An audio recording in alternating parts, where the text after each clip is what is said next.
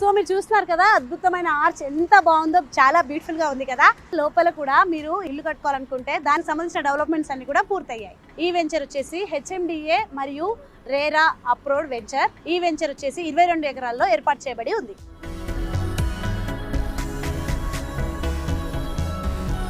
So మనం arch చూసి లోపలికి వచ్చామన్నమాట. సో లోపలికి వచ్చినాక మనం ఈ వెంచర్కి సంబంధించిన డెవలప్మెంట్ చూస్తే 40 feet మరియు 33 feet సీసీ రోడ్స్ అండ్ అలాగే electricity with street lights and foot path with kerbing stones, under ground drainage మరియు అలాగే ప్రతి ఫ్లాట్కి వాటర్ కనెక్షన్ కలదు. సో చూసినాం కదా రోడ్డుకి ఇరువైపులా అద్భుతమైన ప్లాంటేషన్ ఏర్పాటు చేయడం జరిగింది. సో మనం చెప్పుకున్నాం కదా ఇందాక ప్రతి ఫ్లాట్కి కూడా వాటర్ సౌకర్యం కలదు అని. సో ఆ సౌకర్యం ఎక్కడి నుండి వస్తుందంటే అక్కడ మనం చూస్తున్నాం కదా వాటర్ ట్యాంక్ నుండి, ఆ వాటర్ ట్యాంక్ నుండి ప్రతి ఫ్లాట్కి వాటర్ సౌకర్యం కలదు. సో మనం ఈ వెంచర్లో చూసుకున్నట్లయితే కనుక పార్కులు ఏర్పాటు చేయడం జరిగింది.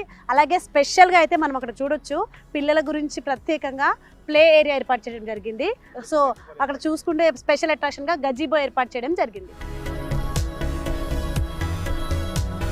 సో ఈరోజు గోల్డెన్ లీఫ్ వెంచర్లో గేమ్ చేంజర్ 2.0 ప్రోగ్రామ్కి చీఫ్ గెస్ట్గా Venu Kalyan life business coach మరియు అలాగే జగన్ గురుజీ యోగా ఆచల్ రావడం జరిగింది. సో ఆ ప్రోగ్రామ్కి సంబంధించిన విశేషాలు ఏంటో చూద్దాం.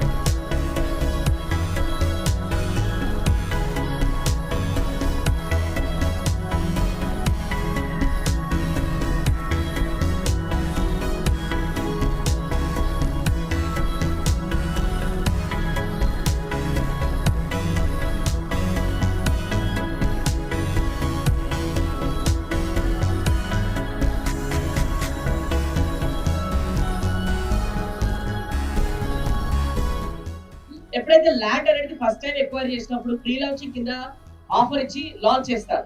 అప్పుడు గజం 3,500 4,000 రూపాయలు అనేది పడుతుంది. ఆ టైంలో అందరు విజన్ చూడలేరు కాబట్టి కొంతమంది విజన్ చూస్తారు కాబట్టి వాళ్ళు కొంటారు. అందుకోసం వాళ్ళని అమేజింగ్ కస్టమర్ అంటారు. ఏమంటారు చెప్పండి?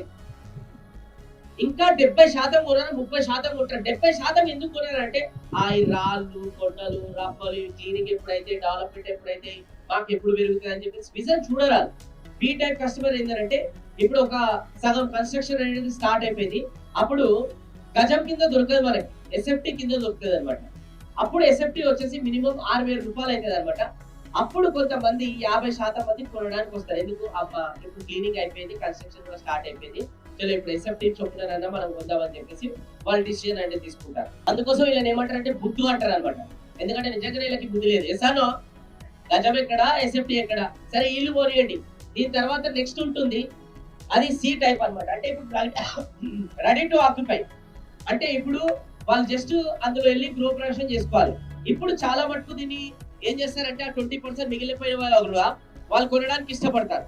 ఓకే, ఇప్పుడు ఎస్ఎఫ్టీ వచ్చేసి 11,000 రూపాయలు పడుతుంది అనమాట.